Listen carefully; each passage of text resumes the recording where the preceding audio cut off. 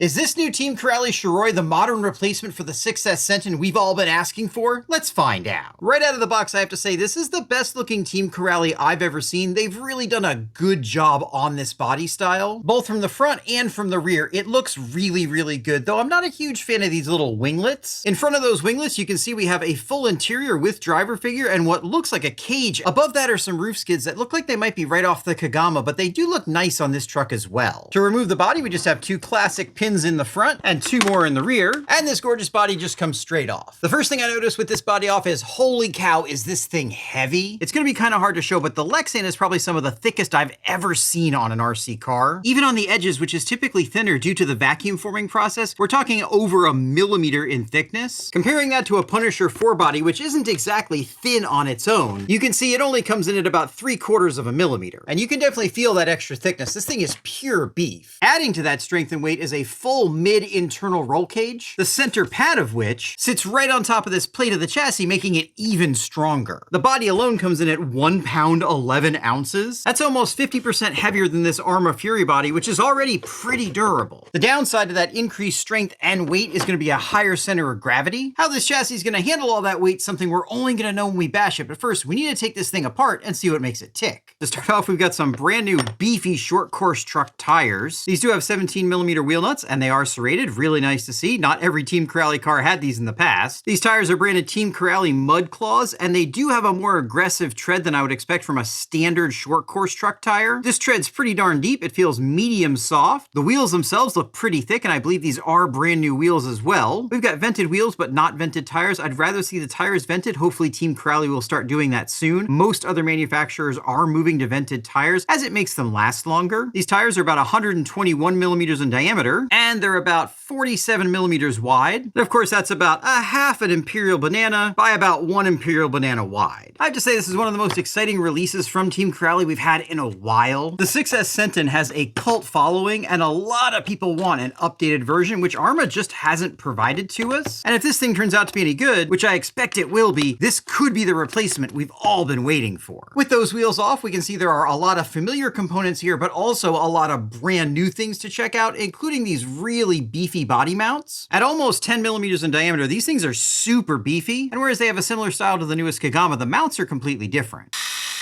They actually attach outboard to the shocks on the towers. They have 2 screws each, and they interlock with the tower on the other side. These carry on the Team Corally tradition of using actual nuts instead of screwing into plastic. The advantage to this is that it's a lot stronger. The disadvantage is if they're not designed properly, they can just fall out really easily when you're working on it. Let's see if these do. Flip it upside down, give it a little tap, and no, these do appear to be retained in place. That's really nice to see because if these nuts fall out when you're working on it, especially out in the field, they're probably just gone.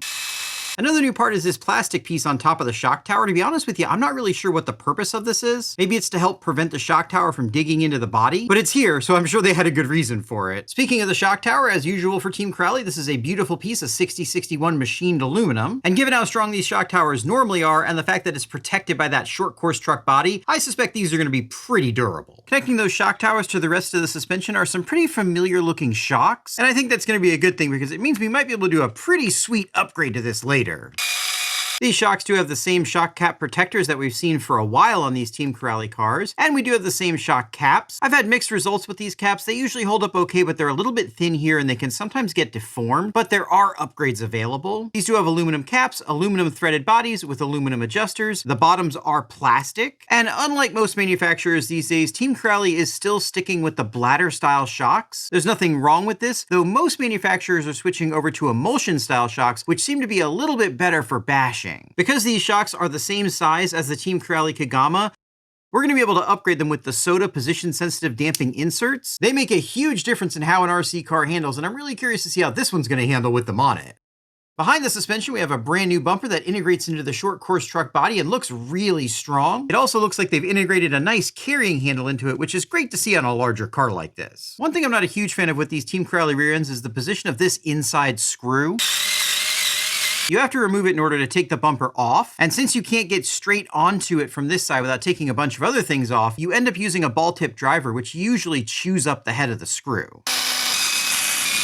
One thing I do like is this giant rear skid, which is mirrored in the front, and these together really protect the chassis from getting damaged in crashes and landings. And then pulling this off, I also noticed that this little screw hole here is now threaded. Previously, it was a through hole with a nut on the other side, which made this screw pretty difficult to remove, especially in the front. With the rear bumper off, you can see it integrates into that lower skid, and it does appear to be very strong. An interesting design feature is it has these little pips at the top, which go into these sockets on the rear shock tower, making the whole thing a lot stronger when it's locked together. Underneath that, things start to look pretty familiar, and that's a good thing because this setup is generally considered to be very strong.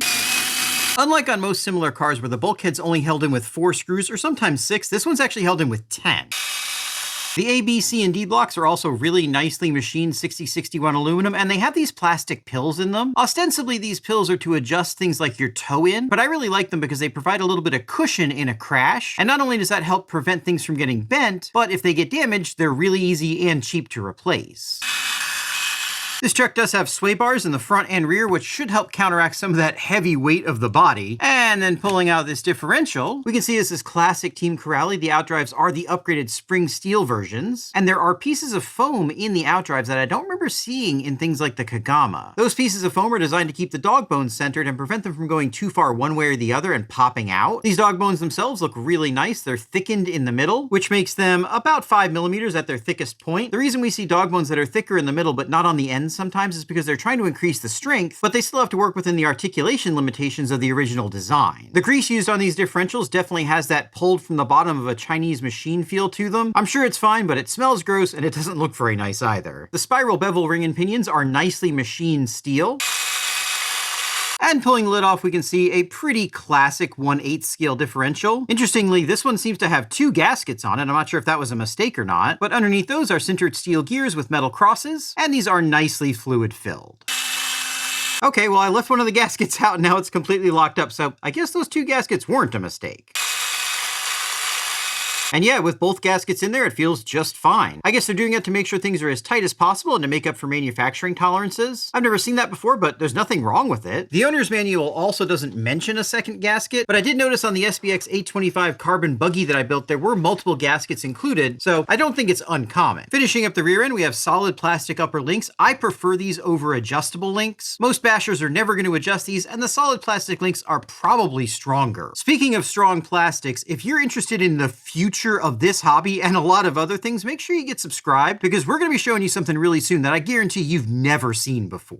Speaking of things we have seen before, I believe this lower arm is the same arm off the Spark. Nothing wrong with that. These are great arms. And the rear hub is the same hub we've seen on a bunch of different cars. It does have the spring steel stub axle, and I expect this, especially again with that big body to protect it, not to be a problem. Team Corally does shim their differentials from the factory, so make sure you pay attention to those shims when you're reinstalling the diff. I've noticed a lot of manufacturers are doing that these days, and it's a really good thing, though I think Team Corally was one of the first to do it on an RTR. Moving from the rear to the center, we're going to see a mixture of parts that look pretty familiar and some stuff we've never seen before. The rear bracing on this appears to be straight off the Kagama, and that's a really good thing.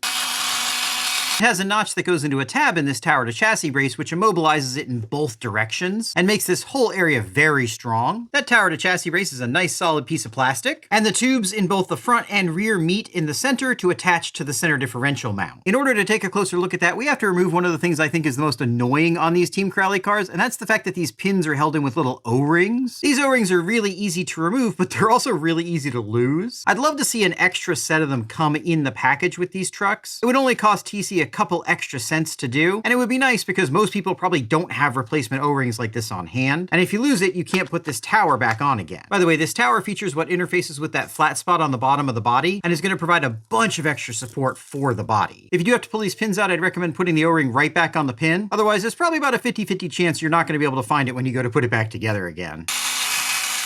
Because these tubes don't hinge at the ends, you do have to remove them in order to get that center differential out of there. And while it's not that big of a deal, I do recommend power tools to do it because it's a lot quicker.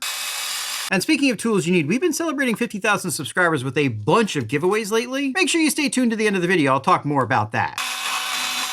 Now, pulling this cap off, we can get a better look at this center differential, which, just like everything else in this truck, is really high quality. We have a machined spur gear, a metal case for the diff, steel end plates, and inside the differential fluid feels medium thick. I would probably go with something thicker, but I want to see how this thing handles out of the box, so we're going to leave it just like it is. Pushing that differential is a Curon 825, pretty standard size 6S motor. It's 2050 kV, and it's mounted to one of the easiest to use and most effective motor mounts in the industry. I've literally never had a problem with one of these mounts. In front of that, we've got a pretty standard receiver in a non-waterproof receiver box. And while nowhere in this manual does it claim that the car is waterproof, most of the electronics are. And I've gotten these Team Corally cars wet plenty of times, and I've never had a problem with it. Officially, not a good idea, but unofficially, it's probably fine. The included servo is steel gear, and between it and the ESC, there's a nice little upgrade you can do to this truck right out of the box for free. That's because this Torox 185 is really a souped-up Hobbywing Max 8, and unlike most manufacturers, Hobbywing doesn't lock down the options, so you get the full suite, including 7.4 volt BEC, which the servo can do as well. And while I'm not saying you should do this, I've done it on a bunch of these cars, and it really does wake up the servo. By the way, you don't need a program card to do this. You can do it just using the buttons on the ESC, but these program cards are cheap, and they really do make it a lot easier. There we go, 7.4 volts activated. Speaking of more speed, Team Corally does include a high-speed pinion with this truck, though on 6S with a stock 13-tooth pinion, they're saying it's going to do 52 miles an hour, and if that's true, I think that's going to be plenty of speed at least to start while still staying controllable. To control the truck, we got the Team Corally CT2R transmitter. It comes with everything you need, including trims and reverse, though it does not come with a power level switch, so if you want to start out slow, you can always go with 4S or even 3S, which the ESC does support. Of course, I'm going to want to see what this thing can really do, so we're going to be using 6S right out of the box. While I charge up that battery, let's take a look at a few more features. As you can see, we've got some nice Nerf bars here on the side that should support the sides of the body. In the front, we have a bumper that's going to sit right behind the body and should support the front of it. It also looks pretty nice. We've got a very similar body mount, shock tower, and shock setup as the rear. Underneath that, we're going to have the same differential as the rear, as well as a sway bar. Underneath, you can see that front bumper mounts into a really beefy looking skid. I'd like to put this front bumper on the Kagama. And then driving the front wheels, we've got some standard looking CVDs through pillow ball suspension. Some of Team Corally's more recent vehicles have had problems with spitting out the pin on these CVDs. They've upgraded the spring to this solid aluminum retainer. I don't think that's going to be a problem anymore. It's great to see them listening to their customers and making these kinds of updates as they find problems. All right, guys, enough talking. The battery's ready and so am I. Let me get this thing put back together. I'll see you outside. Fresh 6S battery. Let's see what this thing can do.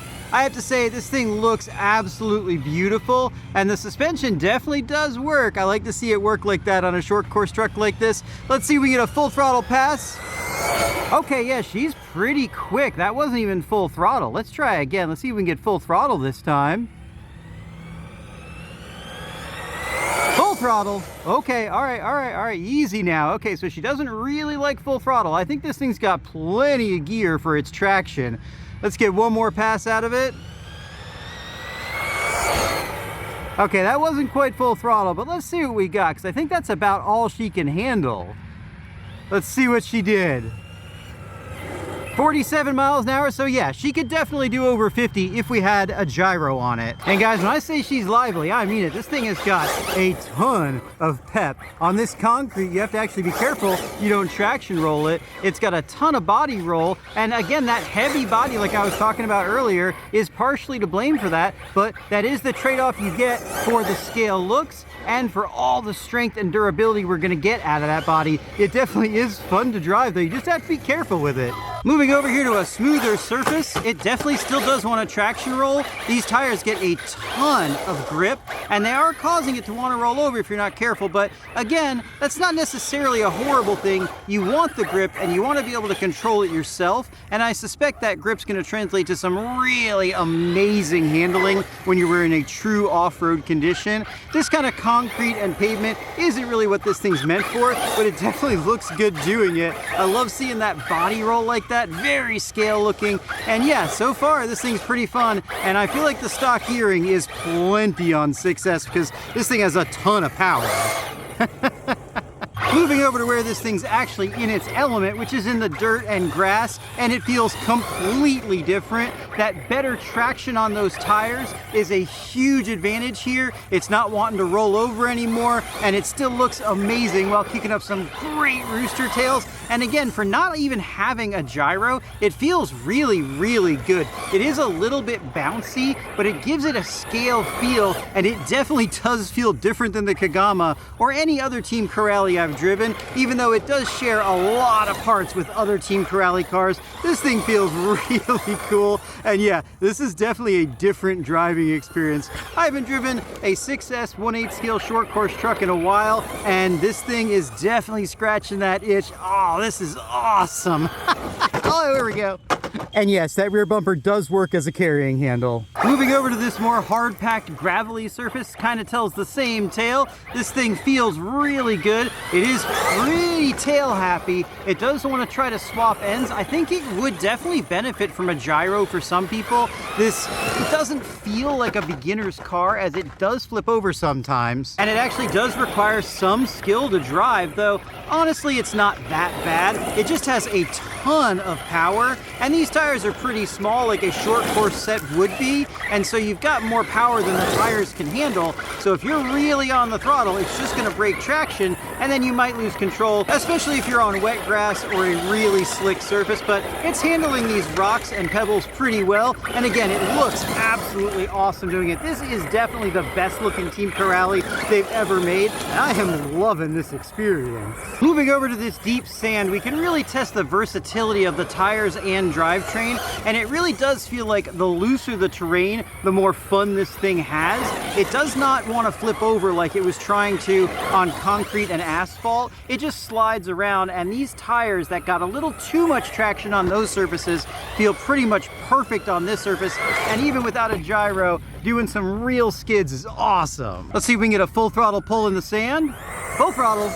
Yeah, oh, she loves full throttle, and she loves spitting sand all in my face. Another full throttle pull. Yeah, those tires do balloon a little bit, but not as much as I was expecting them to with the wheel speed we're getting. I'm curious to see if that wheel speed's going to translate to it being able to do good jumps. Now, of course, a short course truck is not a stunt truck, but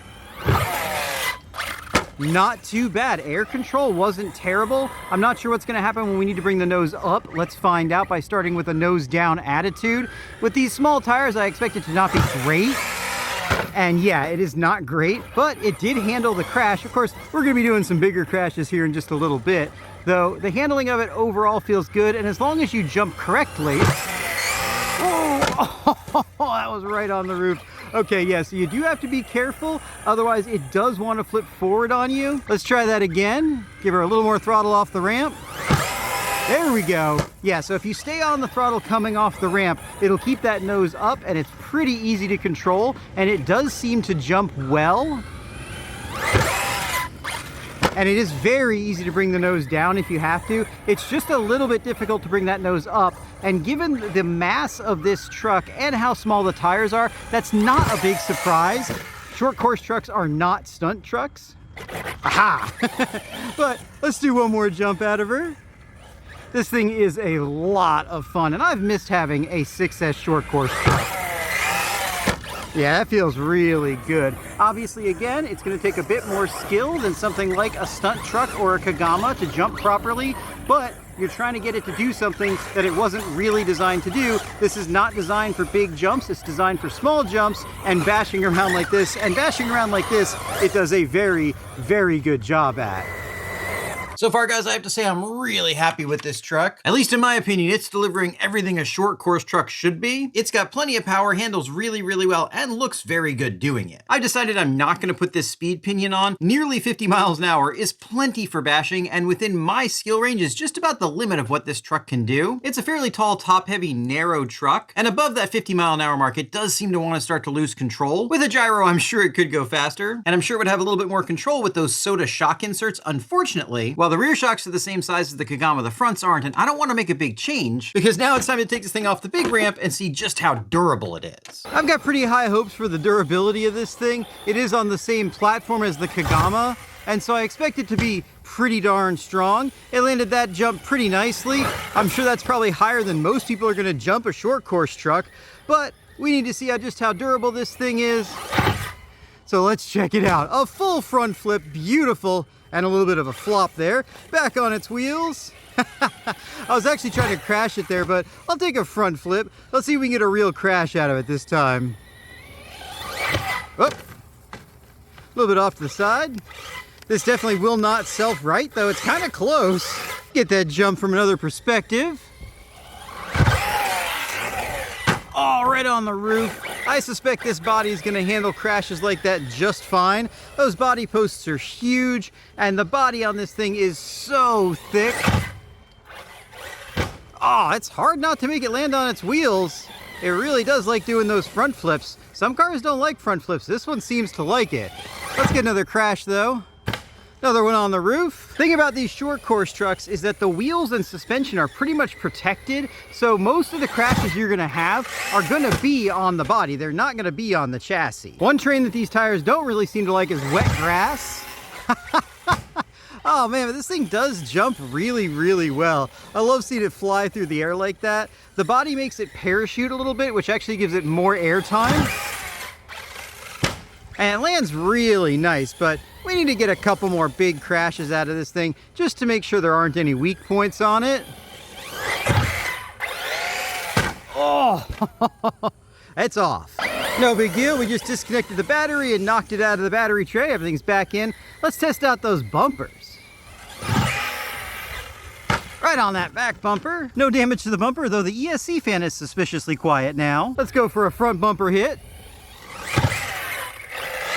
Boom! And something's wrong. The lights are on, but nobody's home. Let's go see what we broke. Everything looks fine, but it's acting like it's getting no connection to the transmitter. Let's check the receiver.